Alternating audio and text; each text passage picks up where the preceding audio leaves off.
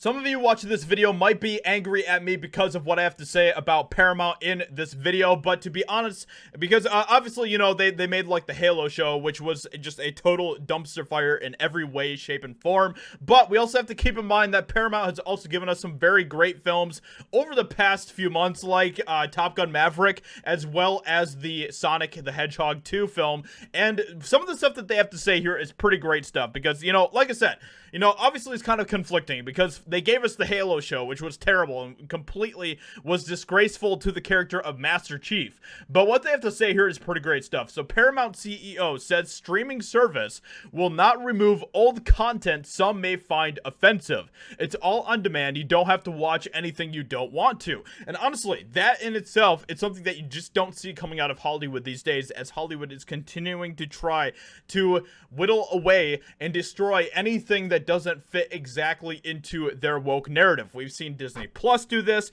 we've seen Netflix do this, we've seen so many of these other streaming sites continuing to try to destroy anything that does not fit into their woke agenda 100%. It does not fit into their rewritten version of history that is very much in line with critical race theory and everything else.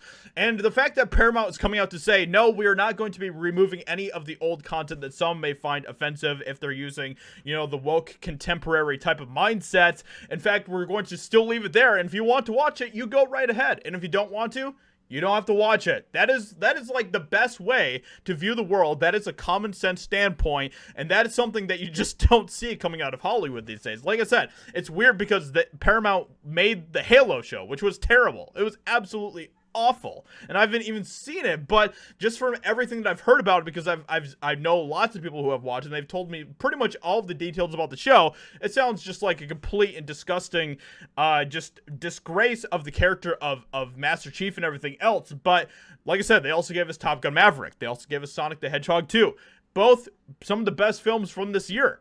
Amidst a current media environment where major studios have taken to memory holding any production that has even the slightest chance of specifically offending the most overtly sensitive of modern sensibilities, Paramount CEO Bob Bakish has made it clear that his company's Paramount Plus service will not be engaging in this practice. That is surprising. That is very surprising. And it seems to me that Paramount really is a company that is kind of different than a lot of the different companies that we see in Hollywood these days. They're very different than Disney. They're very different than Warner Brothers and everything else.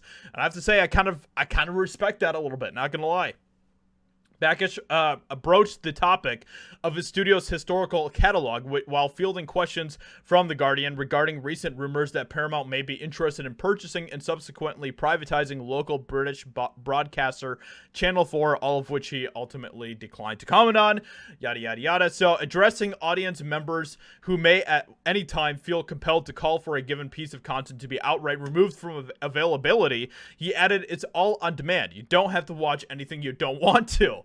That is like the best response ever. I love that. I love that because that is exactly how we should be, you know, handling everything when it comes to social media, when it comes to streaming services and everything else, and YouTube. Same with YouTube, man. Like, you don't have to watch what you don't want to watch. Same with social media. You don't have to follow who you don't want to follow. In fact, there's this beautiful thing called the block button where you can block people that you don't like on social media. That is how we should be allowing these things to be handled. But instead, because of the continual communist type of mentality that is being, and fascist mentality that is being directed towards individuals by, you know, the people who control YouTube and Twitter and everything else, we're continuing to see that that is not how they want to handle things. They want to silence anybody who has an opinion that they don't like. As noted above, Bakish's outlook toward the ever-changing tides of offense and cultural acceptability marks him as a noted outlier among his competitors, who in contrast have no qualms with bucking to public pressure at even the slightest hint of outrage. That is 100% correct. So, and this is something that I just found to be very, very cool, and I wanted to just take a moment to talk about this because, as we know, Disney Plus, Hulu, all of these different places have been doing all that they can to continue to try to destroy any type of content that they don't like or that people are outraged about. What do you make of Bakish's alleged dedication to anti-censorship? I Personally, I love it. I love to see it, and I want more of this type of stuff. So I just have to say I have a lot of respect for that, even if they did create the Halo show. So, which is just weird. It's just weird, man. I don't understand where they were going with that, but it just was a disaster, and we'll see what happens with all of that. But let me know what you think about this in the comments below. Leave a like, subscribe. I'd appreciate that a lot. Shout out to Bounding Into Comics for this article. Hope you guys enjoyed it, and I'll talk to you all in another video very soon.